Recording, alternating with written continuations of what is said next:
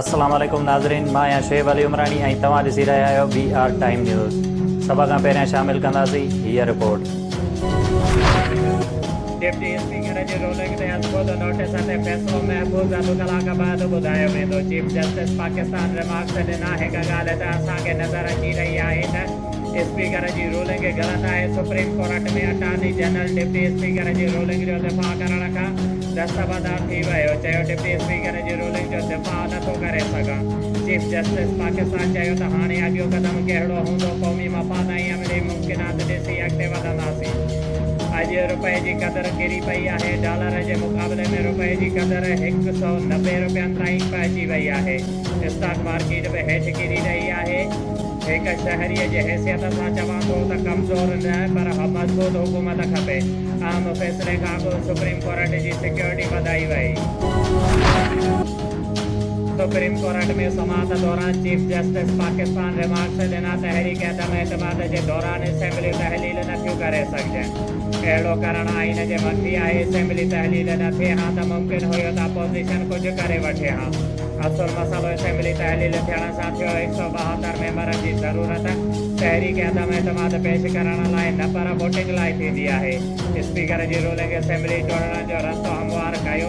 ॾिसणो आहे त उहो को आइन जे मैंडेट खे शिकस्त ॾियण जो ग्रेटर डिज़ाइन त नाहे। अगरि को बि नाकाम थी रहियो हुजे त अहिड़ी रूलिंग खे हाणे नई इलेक्शन कराई वठे। इंतिखाबनि ते अरबे रुपया ख़र्च थींदा आहिनि। अटॉर्नी जनरल सां मुकालमे में चयो त तव्हां चओ था त असेंबली बहाल थी वञे त रोडनि ते छिकताण थींदी। चाहियो था त पार्लियामेंट जो मयाद हुजे ऐं कमु कंदी रहे। वज़ीर आज़म इमरान ख़ान चयो आहे त सुप्रीम कोर्ट जो जेको बि फ़ैसिलो आयो क़बूल कंदो।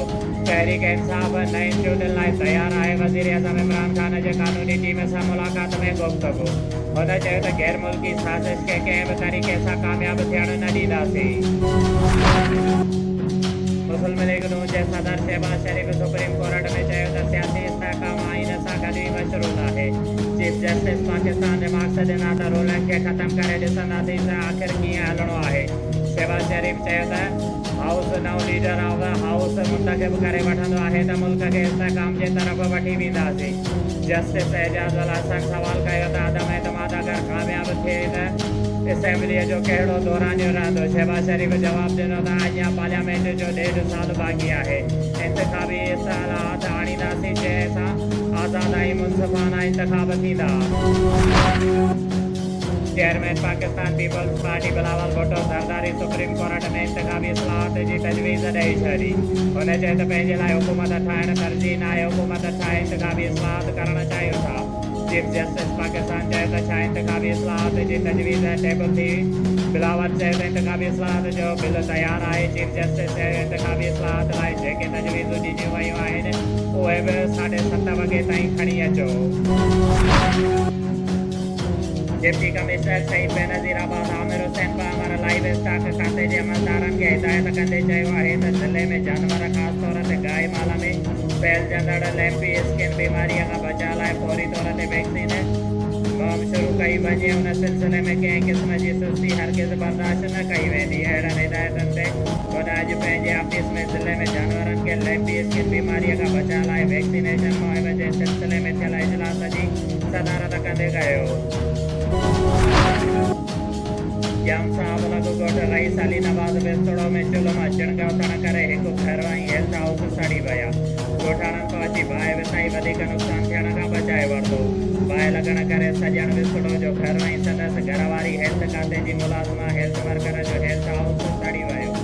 जॾहिं त बाहि सबबि हेल्थ खाते जा समूरा कागज़ बैनर पोलियो जा कूलर ऐं ॿियो समूरो सामान सड़ी वियो। घर में पियल 10 मण कड़क कटो कुर्सियूं पखा ऐं कुझु बिस्तरा सड़ी रख थी विया। मुतासिर खुले आसमान हेठि वेठल ऐं बस वारनि खां मदद जी अपील। मुतासिर सॼण बिस्तड़ो दाहींदे चयो त बाहि लॻण करे मूं ग़रीब जो वॾो नुक़सानु थियो आहे ऐं मुंहिंजे घरवारी हेल्थ वर्कर आहे। संदसि जा हेल्थ खाते जा समूरो सामान ऐं कागज़ सड़ी विया आहिनि। असां ग़रीब माण्हू आहियूं।